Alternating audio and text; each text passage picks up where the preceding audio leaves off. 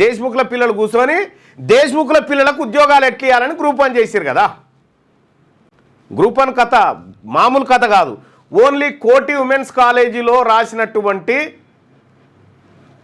Centre number 18, 19లో 71 మందికి group 1 ఉద్యోగాలు వచ్చినాయి. 71 మందికి ఒక్కటే సెంటర్లో ఒకటే కాలేజీ ప్రాంగణంలో 71 మందికి గ్రూప్ 1 ఉద్యోగాలు వచ్చినాయి. లక్షల మంది ఉద్యోగాలు రాస్తే ఎందుకు అడావిడిగా భర్తీ చేస్తా ఉన్నారు, ఎందుకు రేపే వాళ్ళకి ఆర్డర్లు ఇస్తా ఉన్నారు, ఏం కథ అని అంటే దాని వెనకాల ఏం లేదు. ఈ అగ్రవర్ణాల వాళ్ళు ఆల్రెడీ అవి చూస్తే పరిశాన్ అవుతారు. మీరు జీవనం బట్టి 29 తోటి ఎంత మోసం, మొత్తం మోసమే ఈ ప్రభుత్వం అంతా.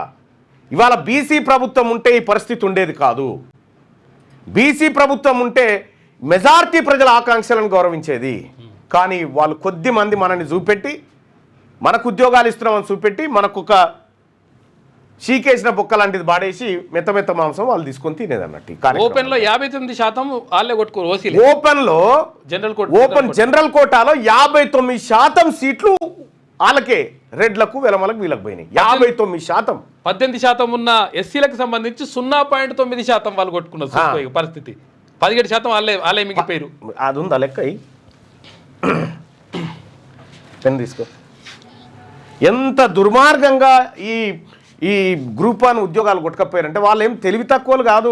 దీని వెనకాల ఓ ముఠాలాగా పనిచేస్తారన్నట్టు. టీజీపీఎస్సీ చైర్మన్ వాళ్ళ మనిషిని పెడతారు. ఆ పరీక్ష పేపర్లు కథ కార్ఖానా ఏముందో వాళ్ళ పిల్లలకు ముందే లీక్ చేస్తారు. వాళ్ళ పిల్లలు ఎగ్జామ్ రాస్తారు. ఎగ్జామ్ రాసిన తర్వాత మళ్ళా దిద్దే కాడ కూడా వాళ్ళ పిల్లలు ఎవడు దిద్దాలి ఎట్ట దిద్ది అంత మ్యానిపులేషనే. ఉద్యోగాలన్నీ కంప్లీట్గా మ్యానిపులేషన్ తోటే జరుగుతూ ఉన్నాయి. ఓపెన్ లో 208 పోస్టులు ఉంటే 208 పోస్టులు ఉండే. ఏంటిది ఇక్కడ ఓపెన్ కేటగిరీ అందరు పోటీ పడవచ్చు అన్నట్టు. మల్టీ జోన్ 1 మల్టీ జోన్ 2 సంబంధించి 208 పోస్టులు ఉంటే వీళ్ళు 7.8% ఉన్నారు ఓసీలు. 7.8% ఉన్నటువంటి ఓసీలు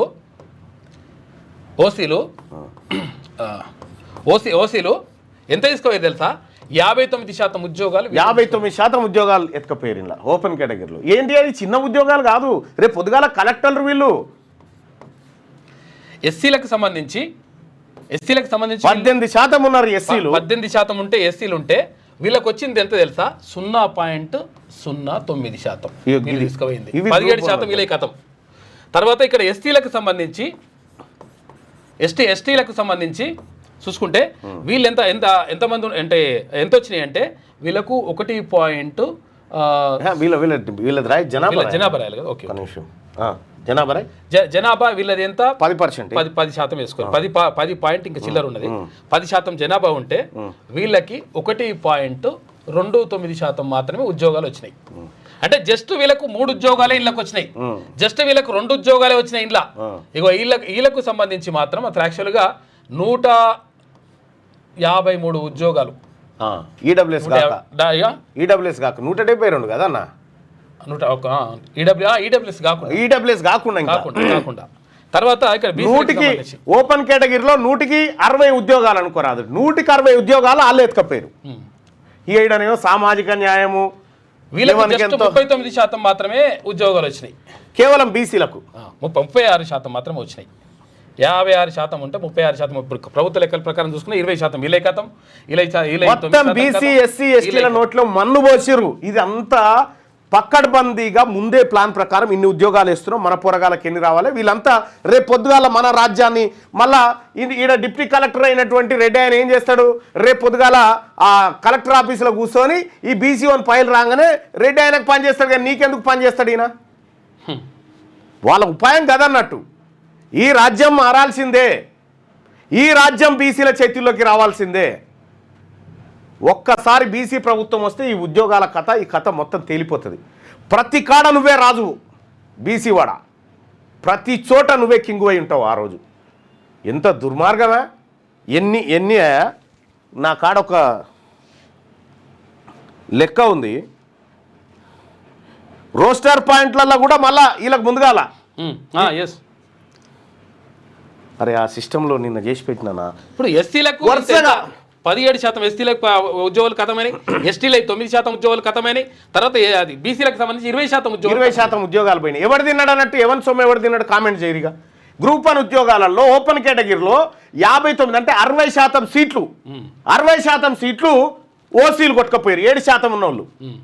ఇక 90% ఉన్నటువంటి ప్రజలకు వచ్చినటువంటి ఎంత అంటే గట్టిగా 31, 41, 36 అంతే, అన్ని కలిపి స్పోర్ట్స్ కోటా గీట్ అన్ని కలిపి 41 మొత్తం టోటల్ గట్టిగా ఇక ఇక్కడదే ఇది 59% వాళ్ళే తీసుకోరు. గ్రూప్ 1లో అడిగితే కదా జనరల్ లేదని దొంగలు 1 నంబర్ చోర్లు మొత్తం ఈ పరీక్షనంతా మ్యానిపులేషన్ చేస్తారన్నట్టు. ఆడ సింగిల్ బెంచ్ 240 పేజీల జడ్జిమెంట్ ఇస్తే అర్ధ గంటలు అవతల పారేసి అద్భుతమైన జడ్జిమెంట్ ఇచ్చిండు ఆయన జడ్జి. అయితే ఇక్కడ ఖచ్చితంగా ఆ జడ్జిమెంటును ఆ తీర్పు ఏదైతే ఉందో ఇది ఇది ఇది అందరికీ ఆమోదయోగ్యమైన తీర్పులా కాదు, అది మ్యానిపులేషన్ కనిపిస్తూ ఉంది. ఇక్కడ మనం ఒకటి గమనిస్తే తెలంగాణ రాష్ట్రంలో ఓసీలు అంటే రెడ్లు ఎంతమంది ఉన్నారయ్యా అంటే ఈ 8 పెడదాంలే, ఇక 7-8 అంటే పెద్దగా అనిపిస్తుంది. ఇది 8% ఉన్నారా వీళ్ళు. 8% ఓసీలు ఉంటే ఓపెన్ కేటగిరీ 159 ఉద్యోగాలు వీళ్ళు ఎత్తుకపోయారు. 150 బీసీ, ఎస్సీ, ఎస్టీ వీళ్ళకెన్ని అంటే వీళ్ళందరికి కలిపి 41, వీళ్ళందరు కలిపి 41 ఉద్యోగాలు. వీళ్ళ జనాభా ఎంత శాతం? వీళ్ళ జనాభా ఎంత శాతం అంటే వీళ్ళు 92% మంది ఉన్నారు. 92% మందికి ఏమో 41 ఉద్యోగాలు, 8% ఉన్నోనికి ఏమో 59 ఉద్యోగాలు వచ్చినాయి. చూసుకో ఈ దొంగ జీవోలు పుట్టించి ఈ జీవోల ద్వారా అసలు వీళ్ళకు ఉద్యోగాలే లేకుంటే ఎట్లా చేసారు చూసినావా? ఈ జీవో కథ ఏంటంటే అసలు యాక్చువల్ 29 జీవో కథ ఏంటంటే ఈ 29 జీవో గతంలో 55 జీవో నెంబర్ 55 ఉండే. ఆ 55 ఉంటే ఏమవుతుందంటే ఎవరి ఏది ఇప్పుడు ఒకవేళ ఇప్పుడు ఎస్టీ ఆయనకు ఎస్సీ ఆయనకు ఓపెన్ కేటగిరీలో వస్తే అది ఓపెన్ అనే కన్సిడర్ చేసేవాళ్ళు. కానీ అట్లా కాదు, ఇప్పుడు పైన వచ్చినా కూడా తీసుకుపోయి ఫస్ట్ ర్యాంక్ అయినా సరే బీసీ రిజర్వేషన్ కిందనే పడేసారు. ఇంత దుర్మార్గంగా ఎక్కడ ప్రభుత్వాలు ఉండే. అందుకోసం ప్రజలకి కళ్ళ ముంగట గింత చూస్తూ ఉన్నాం. ఉద్యోగాలు మన పిల్లలకు మనం కాయకష్టం చేసి చదివిపించిన పిల్లలకు రావాల్సిన ఉద్యోగాలు దొంగతనంగా ఎత్తుకపోతా ఉంటే కూడా మనం చూసుకుంటా. ఇంకా రెడ్డి గారు మెసేజ్ పెట్టినా, రెడ్డి గారు లైక్ కొట్టరా. ఏం బతుకులు ఇవి ఇట్లా ఎందుకు తగ్గిందంటే ఇప్పుడు మార్పు వచ్చింది బీసీలలో. ఇప్పుడు మార్పు వచ్చి బీసీలంతా ఒక తాటి మీదకి వచ్చారు. కానీ ఇక ఒకప్పుడు అయితే రెడ్డి గారు మెసేజ్ పెట్టా ఆయన లైక్ కొట్టాక అంతే. ఇంకా ఆయన పెట్టుడు లేట్ అయితే ఈయననే పెడతాడు ఉల్టా ఆయన గురించి. ఇది ఎట్లా మోసం ఎట్లా అయిందంటే అసలు యాక్చువల్గా 29 జీవోని తర్వాత ఇంకోటి ఏంటంటే కోర్టు ఏమన్నదంటే లేట్ అయింది తర్వాత అట్లా అయిందని చెప్పేసి కోర్టు కూడా మనకు కోర్టులలో కూడా బీసీలకు న్యాయం జరిగింది. కోర్టులలో కూడా ఎస్సీ ఎస్టీలకు న్యాయం జరగదు. నీ జడ్జి ఉంటే కదా ఫస్ట్ ఏమైందంటే ఇక్కడ అసలు యాక్చువల్గా నీ జడ్జి ఒకవేళ ఉన్నా ఆయన ప్రయోజనాల కోసం వాళ్ళ దగ్గర ఉంటాడు తప్ప నీకు మెజారిటీ ప్రజల అభిప్రాయాన్ని కాంక్షించడానికి ఎవరు ఉండరు. ఇప్పుడు 100 ఉద్యోగాలు ఉన్నాయి. 100 ఉద్యోగాలు ఉంటే ఏం చేయాలి? 50% ఏది ఓపెన్ కోటా తీస్తారు అనుకుందాం. అయితే ఇప్పుడు ఓపెన్ కోటా తీయలే, ఫస్ట్ రిజర్వేషన్ కోటా తీసిరు ఫస్ట్. ఎందుకంటే reservation quota lead first rank వచ్చినట్టు కూడా ఫస్ట్ దీంట్లో రిజర్వేషన్ వెళ్ళిపోతాడు వాడు. దాంతో రిజర్వేషన్ లేచిండ్రు. ఫస్ట్ తీయాల్సింది ఏంది? ఓపెన్ కోటా తీయాలి. ఓపెన్ కోటా తీస్తే రిజర్వేషన్లు ఎవరైతే ఉంటారో వచ్చేటి. ఈ దుర్మార్గంతో ఏంటంటే ఇప్పుడు అగ్రవర్ణాలు ఎక్కువ ఉద్యోగాలు 159 ఉద్యోగాలు కొట్టుకపోయిరా. చూసుకో 159 ఉద్యోగాలు పేరుతోటి అన్ని కథం. ఇంత దుర్మార్గం చూసుకుంటా ఉండడానికైతే ప్రజలారా ఒక్క మార్గం. ఈ ముఖ్యమంత్రి కుర్చీ బీసీల దగ్గర ఉంటే ఈ ఆటలు నడవేయగా మన సాకలోల బిడ్డ, మన మంగళోల బిడ్డ, మన ఒడ్లోల బిడ్డ, మన కమరోల బిడ్డ, మన సంచార జాతుల బిడ్డలకు వీళ్ళందరికీ ఉద్యోగాలు వస్తాయి. వాళ్ళు కూడా ఆఫీసర్లు అవుతారు. ఒక్కసారి బీసీ ప్రభుత్వం వస్తే అన్నిటికీ మూలం ముఖ్యమంత్రి. గుర్తుపెట్టుకోరి, ముఖ్యమంత్రి కుర్చీ బీసీల దగ్గర ఉంటే ఇవన్నీ వస్తాయి. వడ్డించేటోడు మనోడు ఉండాలి. వడ్డించేటోడు మనోడు ఉండాలి.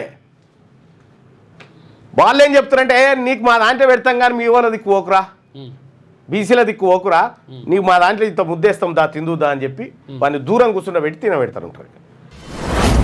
మీ వ్యాపారం అభివృద్ధి కావాలని కోరుకుంటున్నారా? అయితే వెంటనే క్యూనస్ని సంప్రదించండి.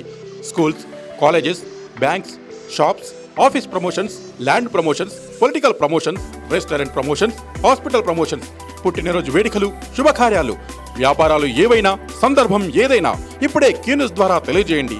మీ వ్యాపారాన్ని అభివృద్ధి చేసుకోండి.